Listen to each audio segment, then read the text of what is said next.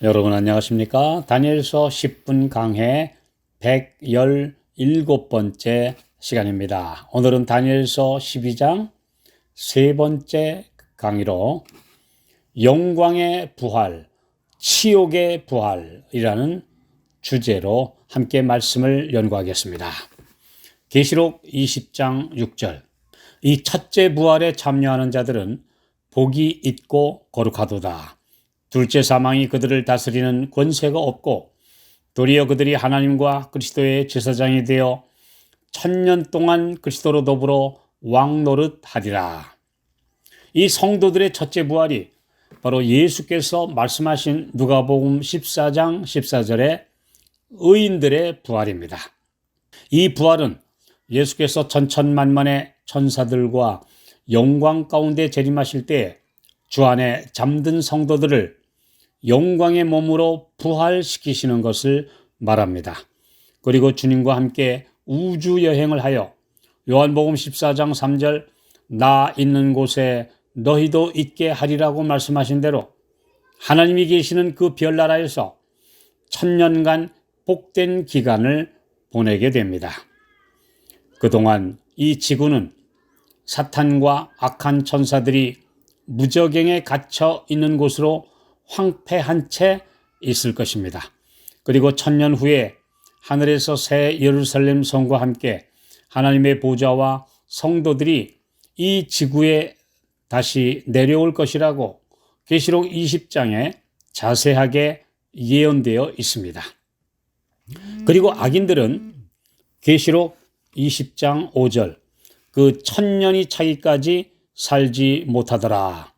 그리고 계시록 20장 7절 이하에 보면 잠시 사탄이 풀려나고 이 지구 역사에서 살다 죽은 모든 악인들이 심판의 집행을 받기 위해 잠깐 살아날 것이라고 기록되어 있습니다. 그리고 사탄의 대부대와 셀 수 없이 많은 악인들이 하늘로서 내려온 거룩한 성 새 예루살렘을 공격할 것이며 그때 하늘에서 유황불이 내려와 모두 소멸할 것입니다. 이 마지막 심판에서 모든 악인들과 악한 천사들 앞에 그들의 살아온 모든 삶의 장면들이 공개될 것이며 하나님의 공정한 심판에 모두가 승복할 수밖에 없게 될 것입니다. 로마서 14장 11절 기록되었을 때 주께서 가라사대 내가 살았노니 모든 무릎이 내게 꿇을 것이요 모든 혀가 하나님께 자백하리라 하였느니라. 시편 22편 29절 진토에 내려가는 자 곧 자기 영혼을 살리지 못할 자도 다 그 앞에 절하리로다. 악인들은 계시록 20장 12절 자기 행위를 따라 형량이 결정된 대로 형벌을 받게 될 것이며 사탄 곧 루시퍼를 비롯해 악한 천사들은 맨 마지막까지 오랜 시간 동안 그들이 지은 죄값을 치르고 최종적으로 유황불에 사루어질 것입니다. 고린도전서 15장 26절 맨 나중에 멸망받을 원수는 사망이니라. 계시록 20장 14절 사망과 음부도 불못에 던지우니 이것은 둘째 사망 곧 불못이라. 최후에 없어질 원수는 사망과 음부 곧 죽음의 권세이며 그 원인인 죄라는 바이러스입니다. 그리고 나서 깨끗하게 정화된 이 지구가 새하늘과 새 땅으로 새롭게 창조될 것이며 영원한 의의 나라요 우주의 새 수도가 될 것입니다. 이것이 계시록 20장부터 22장에 기록된 영광스러운 미래의 시나리오입니다. 그런데 다니엘 12장 2절에는 이와는 별도로 의인과 악인이 함께 부활하는 특별한 사건이 예언되어 있습니다. 땅의 티끌 가운데서 자는 자 중에 많이 깨어 영생을 얻는 자도 있겠고 수욕을 받아서 무궁히 부끄러움을 입을 자도 있을 것이며 예수님의 재림 직전에 의인들만 부활하는 때 일부 악인들도 의인들과 함께 부활하는 일이 왜 일어날까요? 이것은 예수님께서 하신 다음 말씀에 근거하고 있습니다. 마태복음 26장 63절 64절 대제사장이 가로되 내가 너로 살아계신 하나님께 맹세하게 하노니 내가 하나님의 아들 그리스도인지 우리에게 말하라. 예수께서 가라사대 네가 말하였느니라. 그러나 내가 너희에게 이르노니 이후에 인자가 권능의 우편에 앉은 것과 하늘 구름을 타고 오는 것을 너희가 보리라 하시니. 계시록 1장 7절에도 주님을 처형한 로마 군병들이 그분의 오심을 볼 것이라고 예언했습니다. 볼지어다 구름을 타고 오시리라. 각인의 눈이 그를 보겠고 그를 찌른 자들도 볼 터이요 땅에 있는 모든 족속이 그를 인하여 애곡하리니 그러하리라. 아멘. 유대의 대제사장들과 지도자들, 곧 예수님을 끝까지 배척하고 시기와 증오로 죽이려 모의한 자들이 그들이 그토록 멸시한 예수가 하나님의 아들이셨음을 직접 목격할 것이라고 말씀하셨습니다. 이들과 함께 각 시대에 걸쳐 성도들을 가장 잔인하게 핍박한 악의 원흉들과 악랄하게 괴롭힌 악당들이 생전 모습 그대로 살아나 재림의 광경과 성도들의 영광스러운 상급을 목도할 것입니다. 이 악인들의 특별한 부활은 가장 치욕스러운 부활입니다.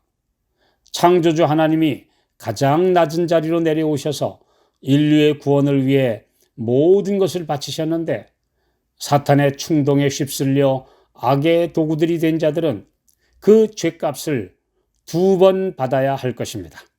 그들이 이 땅에서 첫 번째 사망은 큰 고통 없이 당했을지 모르나 정의의 선고는 분명하게 엄중한 형벌을 집행할 것입니다.